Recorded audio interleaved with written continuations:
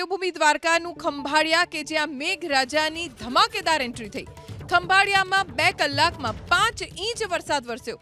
ખંભાળિયામાં સવારથી અત્યાર સુધીમાં 7.5 ઇંચ વરસાદ વરસ્યો છે। મુશળધાર વરસાદના કારણે ખંભાળિયા આખું જળબંબાકાર થઈ ગયું છે। ખેતરો પાણીથી તરબોળ છે, માર્ગો બેટમાં ફેરવાયા છે અને નદીઓમાં નવા નીરની આવક થઈ છે।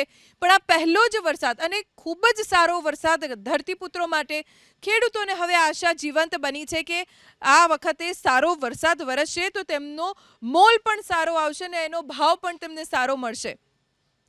કેટલાક વિસ્તારો એવા છે કે જ્યાં નદીની માફક રસ્તા ઉપરથી પાણીનો પ્રવાહ પસાર થઈ રહ્યો છે। ખંભાળિયાના ખેડૂત મંજીભાઈ અત્યારે આપણી સાથે જોડાઈ ગયા છે।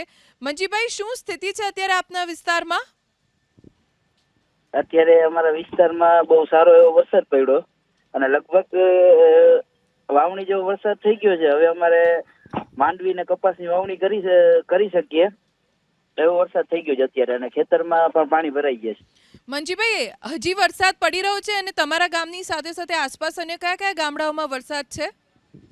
આજુબાજુના લગભગ બધા ગામડામાં વરસાદ છે। વાણવર બાજુ છે અને ખંભાળિયાના આજુબાજુના બધા ગામડામાં વરસાદ છે અત્યારે તો। જી આભાર મંજીભાઈ। એબીપી અસ્મિતા સાથે વાત કરવા માટે અમારા સંવાદદાતા કરણ જોશી પાસેથી જાણકારી પ્રાપ્ત કરીશું। કરણ, મુશળધાર વરસાદ અને ધમાકેદાર એન્ટ્રી દ્વારકા જિલ્લામાં મેઘરાજાએ કરી। હજી કયા કયા વિસ્તારોમાં વરસાદનું અનુમાન? જી, વાત કરવામાં આવે તો વહેલી સવારથી જે વરસાદ ચાલુ રહ્યો છે એ સૌ પ્રથમ ભાણવડ પંથકમાં ધોધમાર વરસાદ ખાબક્યો હતો। ત્યારબાદ ખંભાળિયા પંથકમાં ધોધમાર વરસાદ ખાબકી રહ્યો છે।